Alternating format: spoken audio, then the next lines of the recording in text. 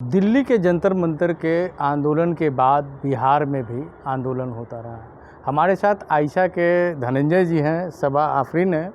इन लोगों का अनुभव हम जानेंगे कि आप आंदोलन के दौरान आपको पुलिस के द्वारा जेल ले जाया गया, क्या क्या अनुभव है पहले? एक जीता हुआ आंदोलन कह लीजिए कि जीता हुआ आंदोलन के दौरान हमें फिर जेल ले जाया गया है कि सरकार की जो हट थी उसको तोड़ी गई है और जितना भी बल था इनमें इसको कह लीजिए कि तोड़ा गया है। और बहुत कम उम्र के छात्र छात्राओं द्वारा 18, 19, 20 साल के छात्र छात्राओं द्वारा इस सरकार की गद्दी को हिलाया गया है। तो एक बड़ा ही, पहले तो आपको भी मुबारक धर्मेंद्र प्रधान के इस्तीफ़े का।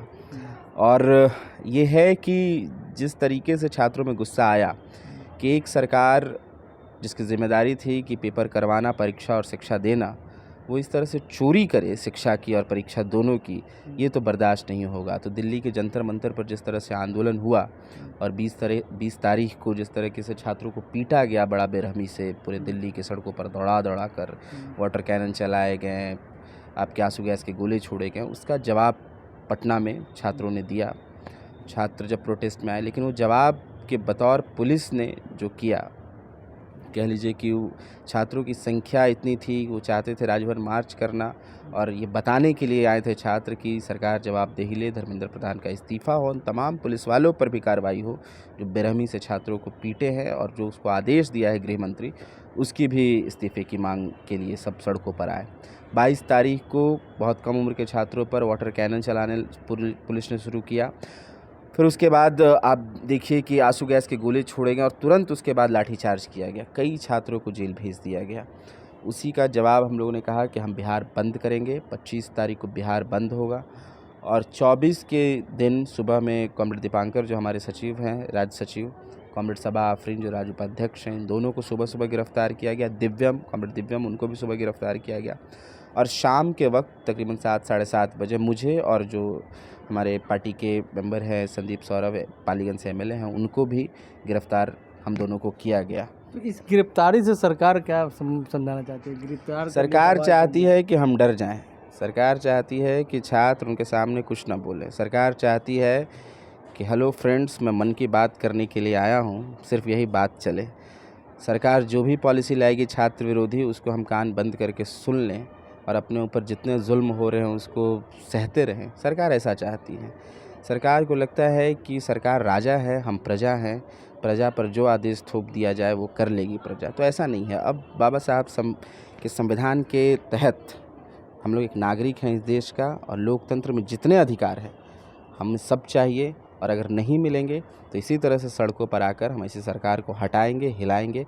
और ऐसी सरकार जिसको लगता है ये तानाशाह सरकार है, इसको लगता है, वीरेंद्र डंगवाल की कविता है कि हर तानाशाह को लगता है वो पहली बार आया है, उसको लगता है कि ऐसा कुछ हुआ ही नहीं, मैं जो कर रहा हूँ पहला हूँ, मैं बहुत अच्छा हूँ। लेकिन सरकार, देश के जनता ने बताया, छात्रों ने बताया, छात्रों के गार्जियन ने बताया, हर सोचने समझने वाले लोगों ने बताया कि ये जो तुम कर रहे हो, ये जो तुम छात्रों पर जुल्म ढा रहे हो, किसानों पर ढा रहे हो, हर हाशिए पर के लोगों पर ढा रहे हो, ये बर्दाश्त नहीं किया जाएगा। और कम उम्र के छात्रों ने इनकी कुर्सी हिलाई और एक मंत्री जो चोर मंत्री है उसको इस्तीफ़ा देना पड़ा। तो हमारे साथ अभी सबा भी हैं। सबा, पहले तो आपको हमारे चैनल में आपका स्वागत है। शुक्रिया। सबा, एक चीज़ बताइए, आपने आंदोलन के पहले आपको जेल में बंद कर दिया जाता है, इससे क्या सरकार जो है अपने करना चाहती है? ये जो जेल में छात्रों को उठाकर बंद करना शुरू किया गया, ये 22 तारीख को ही शुरू कर दिया गया, जहां आम छात्रों को, माइनर बच्चों को 24-24 घंटे से ऊपर, महिलाओं को अलग अलग थानों में पूरे पटना में रखा गया। कोई बातचीत नहीं हो पा रही है बाहर से। आयशा की टीम भी कई थानों का दौरा हमने किया और पता करने की कोशिश की कि भाई क्यों रखा है, छोड़ दीजिए, 24 घंटे के ऊपर हो गए, परिजनों से मिलने दीजिए। कोई इस पर रिस्पॉन्स नहीं आया। उसके बाद इस पूरे दमन को देखते हुए 22 तारीख को शायद ही कभी ऐसा हुआ हो कि बिहार ने पटना में कोई आंदोलन शुरू होते ही टीयर गैस और वाटर कैनन शुरू हो जाए। हमने कई राजभवन मार्च किए हैं, लेकिन इस बार जो दबाव सत्ता के प्रशासन की तरफ से था, जो दमन, जो बर्बरता, एकदम जो सकबकाहट थी कि तुरंत ही टियर गैस के बॉम्ब छोड़ने शुरू कर दिए कि ये जो लोग आए हैं 10-20 हज़ार बच्चे जो आए हैं इनको कैसे हटाएं सड़कों पर से। तो ये सब देखते हुए जो बर्बरता छात्रों के साथ हुई, हम लोगों ने कहा कि इस आंदोलन को आगे बढ़ाना होगा, हमारी मांगों को लेकर, बिहार में जो शिक्षा को लेकर जो मांगे हैं उनको लेकर, और छात्रों पे जो दमन हुआ है। इतने छात्र जो पुलिस थानों में हैं, रोज़ उनका पता करने की कोशिश कर रहे हैं, हम पता नहीं लग पा रहा है, उसको लेकर 25 तारीख को बिहार को बंद किया जाएगा, बिहार बंद रहेगा। और ये आह्वान, इसी पर हम काम कर रहे थे। और काम क्या करते हैं, हम झंडे मंगा रहे थे, कुछ पोस्टर बना रहे थे, कुछ लोगों से बातें कर रहे थे, कुछ वीडियो बना रहे थे, और पुलिस पहुंचती है अलग अलग घरों में आप कहिए, और छात्रों को, छात्र नेताओं को उठाना फिर शुरू करती है। तो जैसा आपका सवाल था, यहाँ पर 25 तारीख को छात्र नेताओं को, एक्टिविस्टों को उठाने का मतलब था कि आपने आंदोलन के लीडर्स को उठाया, और इससे आप ये मैसेजिंग देना चाहते थे कि आंदोलन हम बिहार में नहीं होने देंगे। तो यही इनका रवैया रहा। लेकिन उसके बावजूद, हमारे अंदर होने के बावजूद, हमारे आह्वान पर बिहार भर में छात्र उतरे, और इन तमाम मुद्दों पर 25 तारीख को बिहार को बंद रखा गया। जिस तरह से मोदी जी ने जो अपना वीडियो जारी करते हैं बाद में, और इस्तीफे की बातें थी, तो इतना टाइम लंबा क्यों खींचे हुए? मोदी जी तो कौन सा रूटीन फॉलो करते हैं मुझे पता नहीं। कभी कोई सेल्फी वीडियो आ जाती है, पूरा देश बात कर रहा है कि शिक्षा की व्यवस्था क्या है, पेपर लीक हो गए हैं। आप समझिए कि 22 छात्रों की संस्थागत हत्या हुई, 22 छात्रों के परिजन जंतर मंतर पर बैठे हुए हैं, विपक्ष के सारे नेता, बड़े बड़े कलाकार आकर उनसे मिल रहे हैं, सहानुभूति व्यक्त कर रहे हैं, और मोदी जी का कोई वीडियो आ रहा है कि योगा करिए, या ये फल खाइए, या वहाँ जाइए। तो ये जो तब अंत तक जो ये भाजपा सरकार या मोदी जी समझ रहे थे कि हम जो घूंट सत्ता को अपने देश के लोगों को पिलाते रहेंगे, वो घूंट वो पीते रहेंगे। हमारी इस तरह की वीडियो से हमारी जो है पॉपुलैरिटी ही बढ़ेगी, लोग योगा करना शुरू कर देंगे अचानक से जंतर मंतर पे। तो ये उन पर काफ़ी उल्टा पड़ा। वो जिस तरह की नफ़रत की राजनीति फैलाते हैं, जिस तरह से नॉर्मलाइज़ करने की कोशिश करते हैं चीज़ों को, वो इस बार छात्रों ने चिन्हित किया और उसी पर वार किया, उसी के खिलाफ एकजुट होकर आंदोलन किया। सर, एक सवाल और आपसे, बिहार की जो शिक्षा व्यवस्था है उसकी जो स्थितियां हैं, कई स्कूल में कहीं टीचर ज़्यादा हैं तो कहीं बच्चे नहीं, बच्चे हैं तो टीचर नहीं, इस तरह से कैसे चलेगा ये? आज़ाद भारत की ये पहली सरकार है कि जो स्कूल खोल नहीं रही, स्कूल बंद कर रही है। अब बिहार में कई स्कूलों को बंद कर दिया गया, कई स्कूलों को मर्ज कर दिया गया। जहां आज सबसे ज़्यादा ज़रूरत है शिक्षा की, शिक्षा व्यवस्था को बेहतर करने की, उसने स्कूलों को बंद कर दिया गया। अभी एक नए झाड़ फूक मंत्री आए हैं, वो मिथिलेश तिवारी, जो शिक्षा मंत्री हैं। झाड़ फूक मंत्री वो हर जगह जाके झाड़ फूक करवाते रहते हैं अपना। वो उनमें कोई साइंटिफिक टेम्परामेंट तो है नहीं चाहते हैं कि वैज्ञानिक चेतना लोगों में जागरूक हो, मतलब वैज्ञानिक चेतना आए। उनको भूत उनको पकड़ा हुआ है, ऐसा दिखाई देता है कि कैसे शिक्षा को ख़राब करना है, उसके लिए वो पूरी तरह से तैनात है, तैयार है। हम लोग देखें कि कई सारे स्कूलों को अभी, जब शिक्षा को बेहतर नहीं किया जा रहा है, फंड्स नहीं प्रोवाइड की जा रही है, लेकिन उसके जगह पे स्कूलों को रंग दिया जा रहा है, भगवा रंग से। हम लोग भगवाकरण की बात करते हैं, इन्होंने सच में भगवा रंग से रंग दिया उसको।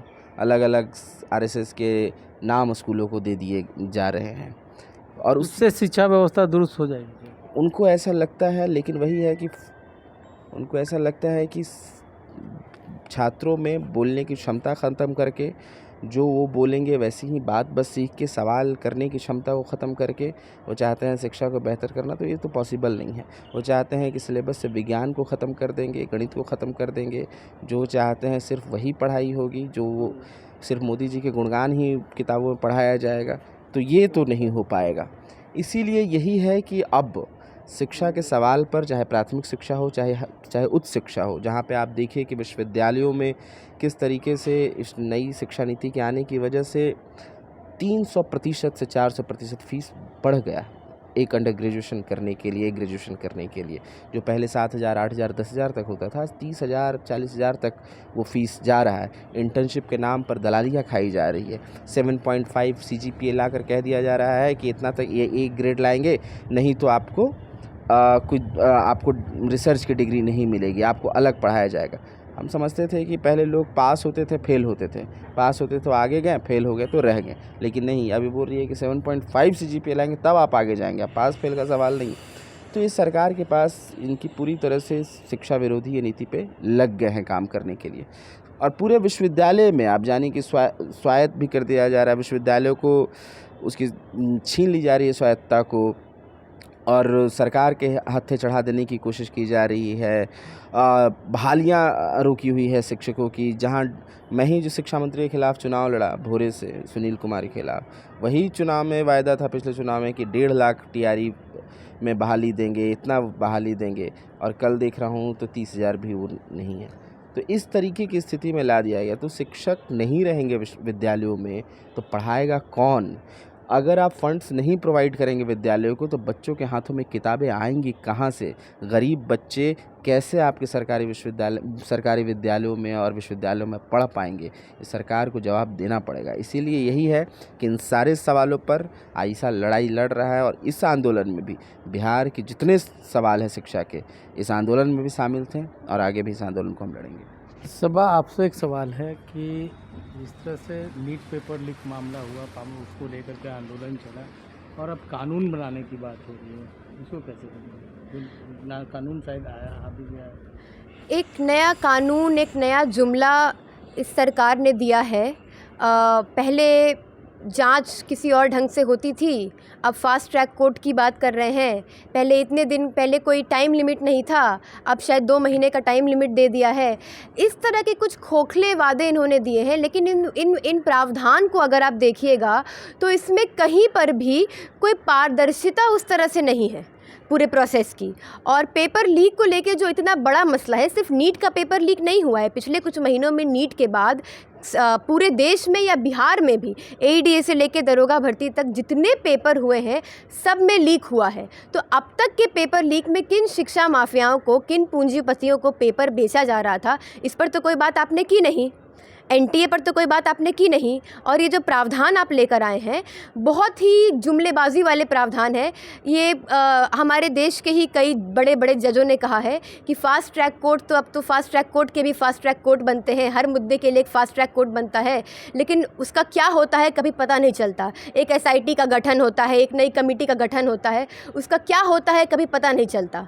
तो पेपर लीक होने के बाद की कार्रवाइयों पे कुछ प्रावधान, कुछ टाइम लिमिट ये वो आया है, लेकिन पेपर लीक क्यों हो रहा है, कैसे हो रहा है, इतने सारे पेपर लीक अचानक से एक साथ कैसे हुए, और 10 सालों में लगातार इतने पेपर लीक कैसे आ रहे हैं जिनको अब उजागर किया जा रहा है हमारे द्वारा, उस पर कोई जवाबदेही नहीं आई है। तो आगे आप लोग, ये धर्मेंद्र प्रधान की तो इस्तीफा हो गया, आगे आप लोग क्या करेंगे? हमारी मांग कभी भी सिर्फ एक शिक्षा मंत्री के इस्तीफे तक नहीं थी। ये एक बड़ी लड़ाई थी कि हम चाहें, छात्र अगर चाहें, देश के लोग अगर चाहें तो एक मंत्री को भी उसकी कुर्सी से हटा सकते हैं। और ये कोई बड़ी बात नहीं है किसी मंत्री का इस्तीफा देना, ये पहले भी इस देश में हुआ है। लेकिन इस बार जो ये इतने अडिग थे कि भाजपा का कोई मंत्री तो इस्तीफा दे ही नहीं सकता है, छात्र कितना क्या बोलेंगे, ये तो कॉकरोच हैं, तो ये एक बड़ी जीत हुई है। लेकिन इसके अलावा पूरे शिक्षा व्यवस्था में सुधार, फीस वृद्धि पर रोक, NTA को खारिज करना, पारदर्शिता लाना, बिहार के जो अपने सवाल हैं, जो डिग्री कॉलेज को UG PG को अलग किया जा रहा है, पटना यूनिवर्सिटी का 1976 का अधिनियम जो हटाया जा रहा है, ये जो फिर स्कूलों को जिस तरह से ख़त्म किया जा रहा है देश भर में, तो ये जो पूरी शिक्षा प्रणाली से जो हमारी लड़ाई है, उसके अलावा ये जो हमारा एक लोकतांत्रिक देश है उसको दोबारा से लोकतांत्रिक बनाने की, संविधान के अकॉर्डिंग बनाने की हमारी एक लड़ाई है कि ये जो फांसीवादी इस देश को बना दिया गया है, कुछ भी संविधान के हिसाब से हो नहीं रहा है, चाहे वो आंदोलन को कंट्रोल करना हो, जो कंट्रोल जिसको कहते हैं, या डिटेन करना हो, अरेस्ट करना हो, इस सब के खिलाफ भी हमारी लड़ाई है। आप जेल गई तो इससे सरकार को आपको डराने की कोशिश की, क्या जेल गई उसका अनुभव क्या है? जेल का अनुभव तो काफ़ी लंबा हो जाएगा, लेकिन जिस तरह से हमें उठाया गया अचानक जबरन, जिस तरह से हमें घुमाया गया पूरे शहर में और ज़िले से बाहर रखा गया, डराया गया, काफ़ी इस तरह के जो है बातें की गई कि एनकाउंटर कर देंगे या ट्रेनिंग कहाँ से मिलती है, फंडिंग कहाँ से मिलती है, कुछ लोगों के धर्म या उनकी जाति देखकर अलग से जो प्रोफाइलिंग की गई, और जेल के अंदर का जो अनुभव है वो महिलाओं के लिए बिल्कुल ही अलग तरह का अनुभव है। सोसाइटी का जो सबसे क्रूर चेहरा जेल में आपको दिखता है, आपकी जाति के आधार पर, आपके धर्म के आधार पर और आपकी लिंग के आधार पर भी पितृसत्ता सबसे ज़्यादा क्रूर तरीके से जेल में आपको दिखती है, जहां आप किसी भी चीज़ को एक्सेस नहीं कर सकते हैं। आप बिल्कुल ही एक कहिए कि एक काल कोठरी में रहते हैं। आगे आंदोलन के लिए आप लोग भी एक समय दिए थे 4 तारीख के लिए, उसका क्या है? बिल्कुल 4 तारीख को भी कई सारे छात्र संगठन मिलकर के हम लोग राज्य भर में आंदोलन करेंगे, राज्य स्तरीय आंदोलन करेंगे। और ये आंदोलन शिक्षा के हर सवाल पर होगा जिससे गरीब छात्र, हाशिए पर का छात्र कह लीजिए कि प्रताड़ित है, उस हर सवाल को हम लोग उठा रहे हैं कि ऐसी शिक्षा, बदहाल शिक्षा व्यवस्था बिहार में नहीं चलेगी और शिक्षा व्यवस्था को बेहतर करना होगा और मिथिलेश तिवारी को जाना होगा। धर्मेंद्र प्रधान के बाद कौन? धर्मेंद्र प्रधान के बाद पूरी सरकार है भाजपा की, वो बिहार की भी है और केंद्र की भी है। कुर्सी की पेटी वो बांध ले, अब उनको निकलने की। देखिए, हमारे साथ छात्र नेता थे, इनका कहना है कि अब धर्मेंद्र प्रधान की तो इस्तीफ़ा हो ही गई, अब पूरे बिहार से लेकर के केंद्र तक की सरकार के भी इस्तीफ़ा हम लोग लेकर रहेंगे। ऐसे ही खबरों को देखने के लिए देखते रहें DB लाइव।